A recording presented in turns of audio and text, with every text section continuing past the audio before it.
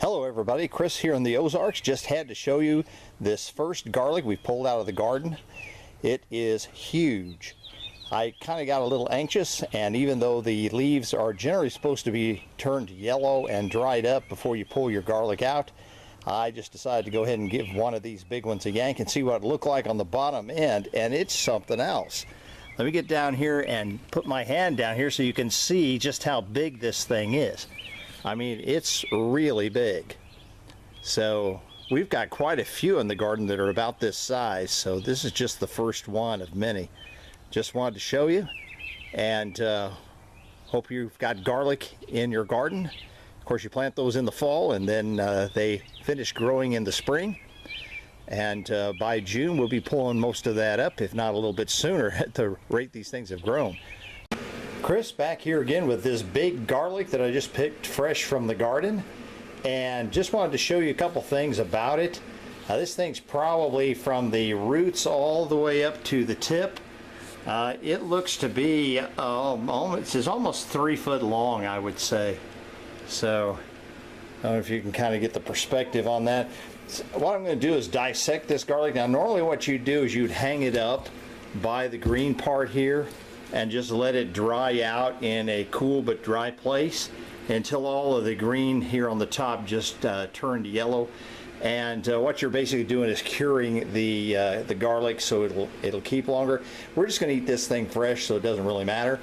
But there's really two parts that we're going to eat to the garlic. Now, unlike the onion, you're probably not going to want to eat this green stuff up here because it's pretty tough, pretty fibrous, and you probably won't get much out of it. But there's two things we can eat. First of all, of course, obviously we're going to eat the garlic head. It's going to divide up into cloves, but we're also going to eat this little part right here. And I don't know if you can see that. Let me zoom in on it here a little bit.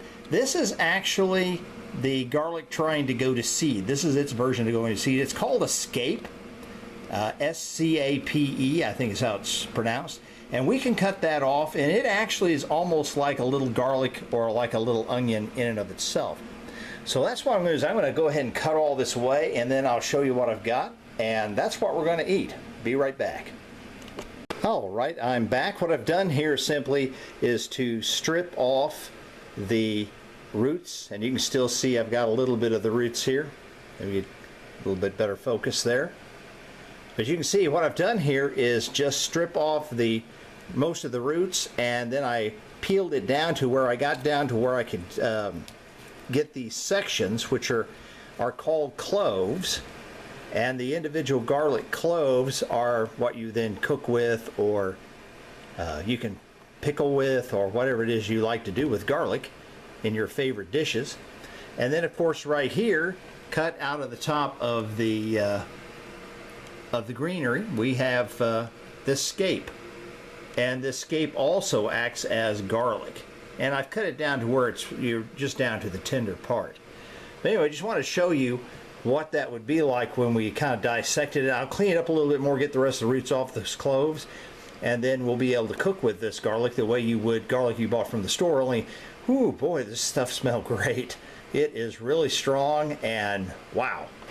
Chris here in the Ozarks. Till next time, happy gardening.